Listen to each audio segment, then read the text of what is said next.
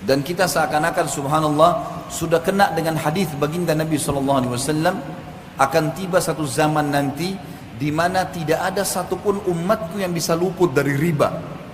Masalah riba misalnya. Bukankah sekarang teman-teman sekalian sampai pada tingkat apapun dicicil dan berbunga? Bukankah orang kalau mau beli baju, orang kalau mau beli elektronik, orang kalau mau beli kendaraan, orang kalau mau beli rumah, semuanya dihubungkan dengan masalah riba. Dan ini berbahaya sekali. Riba ini bukan hanya sekedar sesuatu dosa yang seperti zina yang dasarnya besar misalnya. Tapi apa kata Nabi SAW dalam hadis yang sahih riwayat Imam Ahmad? 1 dirham riba lebih berat daripada 36 kali berzina. Bayangkan kalau kita berzina, naudzubillah, sekali, sudah berat hukumannya. Sudah cukup Allah datangkan penyakit kelamin untuk dia sebenarnya. Sudah cukup Allah akan coba dengan bangkrutnya usahanya, ribut dengan istrinya dan suaminya, anaknya jadi sakit dan beragam macam cobaan akan datang.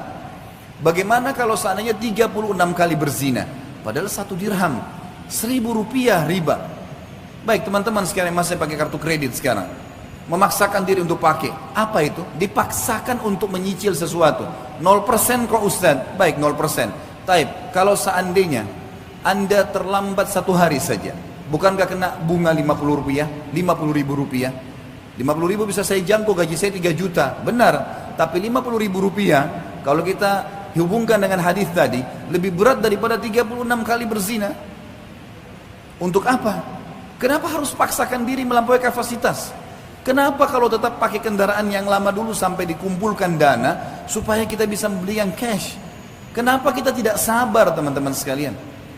Toh perangkat di tubuh kita masih aman, matanya masih sehat, telinganya masih sehat, kulitnya masih bagus, kakinya masih bagus. Kenapa harus paksakan diri?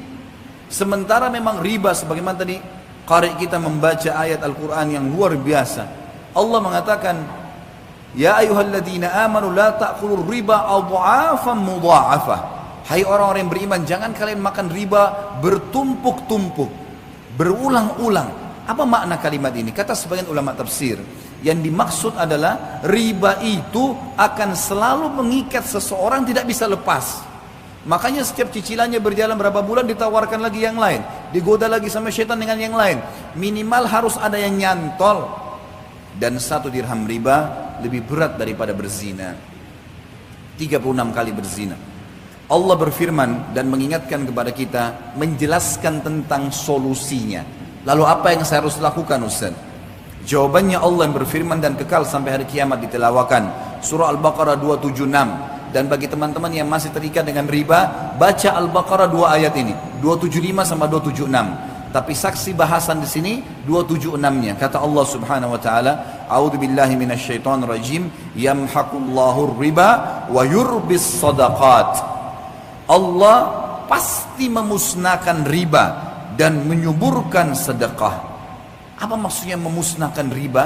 Kata para ulama tafsir, yang dimaksud musnah hartanya, hasil riba itu tidak akan bermanfaat buat dia, selalu bermasalah. Beli elektronik akan selalu bermasalah buat dia, beli rumah dari riba akan selalu tidak tenang di dalamnya, terjadi pertengkaran-pertengkaran. Makanan minuman yang didapatkan dari hasil bunga riba atau dari riba itu juga akan mendatangkan penyakit-penyakit dan seterusnya. Memusnahkan harta itu dan memusnahkan bagi pemakannya. Sesuai dengan hadis Nabi SAW, Allah melaknat pelaku riba, penulisnya, saksinya, semua kena. Maka harus hati-hati. Dan Allah menyuburkan sedekah. Bagaimana mempertemukan teman-teman sekalian antara riba dengan sedekah? Bagaimana kita mempertemukan antara riba yang orang transaksi jual beli bertambah berbunga dengan sedekah? Sedekah seakan-akan kita tidak dapat apa-apa. Para ulama tafsir mengatakan yang dimaksud adalah kalau seseorang mau diluaskan rezekinya dan dia tidak akan perlu bergantung pada riba dan hutang, maka dia harus rajin bersedekah. Makin besar dia keluarkan sedekah, maka minimal balasannya 10 kali lipat. Sebagaimana Allah berfirman dalam Al-Quran, dan kita sebagai orang beriman yakin dengan firman Allah. A'udzubillahi minasyaitonir rajim. Faman ya'mal minas salihati Maaf, ayatnya adalah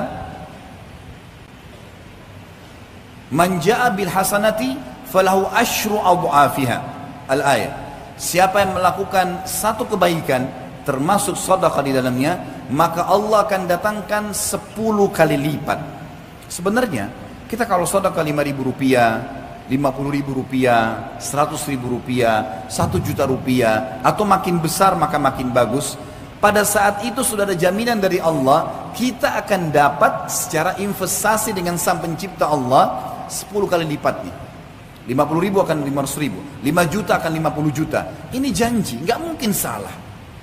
Allah nggak mungkin salah. Innallaha la yukhliful mi'ad. Allah nggak akan pungkiri janjinya. Wa man asdaqu minallahi qila. Dan siapa yang lebih jujur daripada Allah dalam perkataan?